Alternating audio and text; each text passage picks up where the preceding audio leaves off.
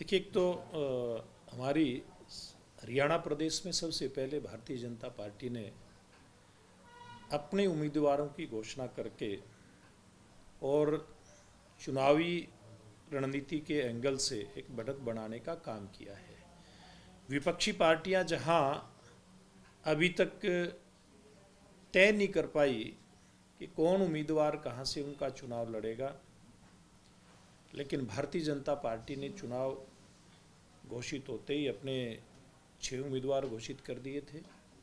4 उम्मीदवार पार्टी ने और घोषित कर दिए, 10 के 10 घोषित हो गए हैं। और अब हमारी जो चुनाव प्रबंधन का काम है, वो जो हमारी टीम है, उस टीम के माध्यम से हम प्रदेश से लेकर के और बूथ तक के कार्यकर्ता का मोबिलाइजेशन, जनता के बीच में जाकर के अलग अलग तरीके के कार्यक्रम करके और जनता का आशीर्वाद प्राप्त करना, इस प्रकार के काम में हमारी पूरी टीम जुट गई है। कल हमारे जो चुनाव के प्रभारी हैं डॉक्टर सतीश पूनिया जी, सह प्रभारी सुरेंद्र नागर जी,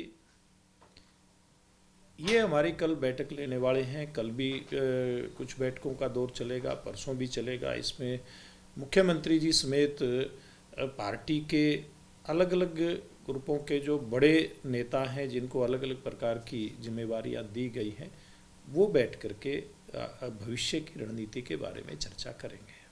सर, कांग्रेस के प्रभारी बावरिया साहब एक बड़ी बात कह रहे हैं कि भाई बीजेपी के पास तो अपने उम्मीदवार है ही नहीं। 3 इस बार ले आए, 3 पिछली बार हैं, और अगर कायदे से देखा जाए तो जो 6 कैंडिडेट हैं 10 में से, वो तो पूर्व कांग्रेसी हैं। और इस बार भी 2024 में भी आपको 3 उम्मीदवार बाहर से लाने पड़े।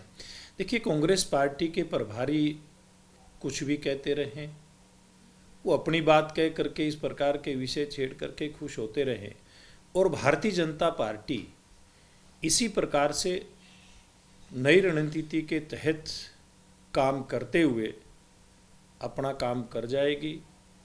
तीसरी बार नरेंद्र मोदी जी के नेतृत्व में भारी बहुमत के साथ भारतीय जनता पार्टी 370 और एनडीए 400 पार करते हुए, यानी कि 4 जून को 400 पार, इस बात को, इस नारे को सार्थक करते हुए सरकार बनाएंगे।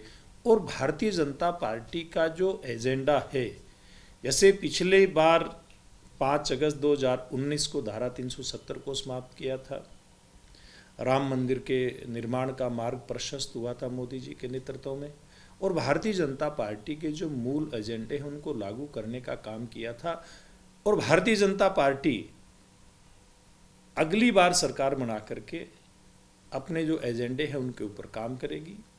विकसित भारत का सपना जो नरेंद्र मोदी जी ने देश की जनता को दिया है, 2047 तक देश विकसित राष्ट्रों की सूची में आए, इस काम के ऊपर भारतीय जनता पार्टी अगली बार काम करेगी। कांग्रेस पार्टी इसी मुगालते में रहेगी कि भारतीय जनता पार्टी के पास अपने कैंडिडेट नहीं है, वो अपना काम कर रहे हैं, हम अपना काम कर रहे हैं।